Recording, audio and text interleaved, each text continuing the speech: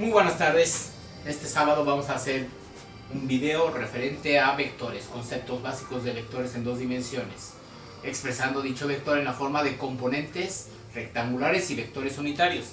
La gran mayoría de los libros de preparatoria no mencionan los vectores unitarios, pero mi experiencia que de hace 9-10 años me dice que es muy práctico enseñárselos para que los chavos entiendan después algunos otros conceptos vectoriales de nivel preparatorio.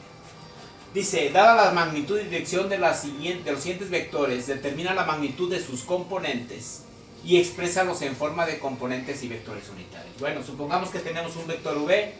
Ese vector v se presenta multiplicando un vector unitario y a la componente en x. Este vector unitario y vale 1. Son los vectores unitarios i, j, k, si se habla de 3 dimensiones, y j si se habla de 2 dimensiones. El vector unitario y tiene que multiplicar a la componente del vector que va en x. Y las dos componentes van separadas por un signo más o menos dependiendo del signo de la componente en y. Entonces va a ser la componente en x por el vector unitario y más la componente en y por el vector unitario j. Este es el problema más sencillo, está en el primer cuadrante, la magnitud del vector vale 50 y por estar en el primer cuadrante, porque el ángulo de 70 es menor a 90, se puede dibujar a escala. Aquí está dibujado a escala las unidades, 10, 20, 30 unidades, el vector vale 50, se dibuja una recta saliendo del origen con una inclinación de 70 grados. Recuerden que los ángulos se miden con la parte positiva del eje X y en sentido contrario a las manecillas del reloj. Entonces, ya que se miden los 50 unidades a 70 grados, me queda el vector A. De ese vector A sería conveniente dibujar lo que son sus componentes. Una componente horizontal que sería la componente A sub índice X y una componente vertical A sub índice Y. Como el vector va hacia arriba y a la derecha, la componente en X va a la derecha y la componente en Y va hacia arriba, y aquí se forma un ángulo de 90 grados para que se genere el triángulo rectángulo. Por lo tanto, hay que recordar que si tenemos un triángulo rectángulo, la componente A sub índice Y sería el cateto opuesto al ángulo de 70. Y la componente A sub índice X sería el cateto adyacente al ángulo de 70. Y si recordamos que el coseno de un ángulo está dado por el cateto adyacente entre la hipotenusa, en este caso la hipotenusa es la magnitud del vector y el cateto adyacente es la componente en X, se despeja y la componente en X va a ser la magnitud del vector por el coseno del ángulo. El ángulo puede ser de 0 a 360 grados. El seno del ángulo estaría dado por la componente en Y dividido entre la hipotenusa. Al despejar la componente en Y va a ser la magnitud de la hipotenusa multiplicada por el seno. Es decir, la magnitud del vector por el seno del ángulo que tenga ese vector me da las componentes.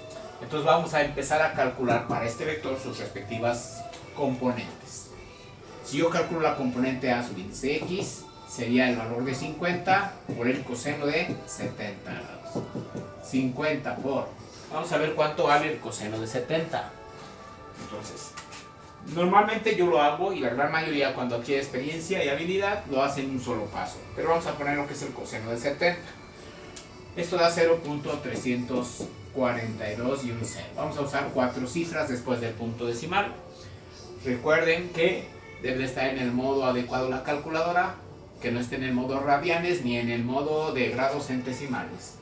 Entonces la componente A sub índice X sería 50 por eso, 50 por punto 342, si tomo 4 cifras, punto 342 por 50, me da 17, aquí está mal, punto 342 por 50, 17.1 unidades. No sabemos qué son, centímetros, metros por segundo, dependiendo de qué vector sea. La componente A sub índice Y va a ser los mismos 50, pero ahora multiplicado por el seno del ángulo, que es seno de 70. 50 por, ahora buscamos cuánto es el seno de 70. Y el seno de 70 es 0.9397. Y entonces significa que la componente en Y de ese vector, esto lo multiplico por 50, y me da 46.98. Lo voy a cerrar 2 cifras después del punto, aquí era 17.50. Podemos verificar que este cateto al cuadrado más este cateto al cuadrado me den la hipotenusa, que sería la magnitud. Entonces esto lo elevo al cuadrado más 17.5 lo elevo al cuadrado y le saco la raíz y da aproximadamente 50.137. un poquito pasado. Vamos a revisar este coseno de 70. Coseno de 70, 0.342 por 50, 17.10. Aquí estaba mal, era 17.10. Va. Ya están las componentes en X y en Y del vector. Entonces, ¿cómo va a quedar el vector A? Se pone la flechita de vector. Sabemos que es AX por Y más AY por J. La componente X es positiva, también la componente en Y. Esta vale 17.10 por Y más 46.98 por J. Entonces este vector ya está expresado en forma vectorial con componentes rectangulares y vectores unitarios. Para el segundo ejemplo, el inciso B, el vector vale 80 y el ángulo es de 140 grados. Entonces este vector va hacia la izquierda y hacia arriba. Quiere decir que la componente en X va a ser negativa y la componente en Y es positiva, pero no es A, es B. Y aquí es B. Aquí se forma el ángulo recto. Y entonces vamos a usar las mismas fórmulas. Y si lo hago un poco más simplificada, tendría que la componente del vector B es B por coseno de teta por I más B por el seno de teta, teta B por J. Sustituimos aquí. ¿Cuánto vale el vector B? Su magnitud es de 80 por el coseno de 140 por el vector unitario I más los mismos 80 pero por el seno de 140 por el vector unitario J. Entonces si lo ponemos en un solo paso la multiplicación, porque ya empezó el perro de grado, 80 coseno de 140 menos 61.28 I.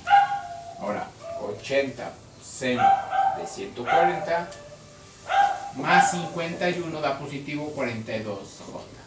Este es el resultado del vector expresado en forma vectorial con componentes y vectores unitarios. Si quisiera comprobar la magnitud de esto, elevo al cuadrado, 51.42 más este al cuadrado se va a hacer positivo y yo les pongo 61.28 elevado al cuadrado y le saco la raíz. Esto da 79.997 por las pérdidas de cifras. Ahí está este primer ejercicio de vectores.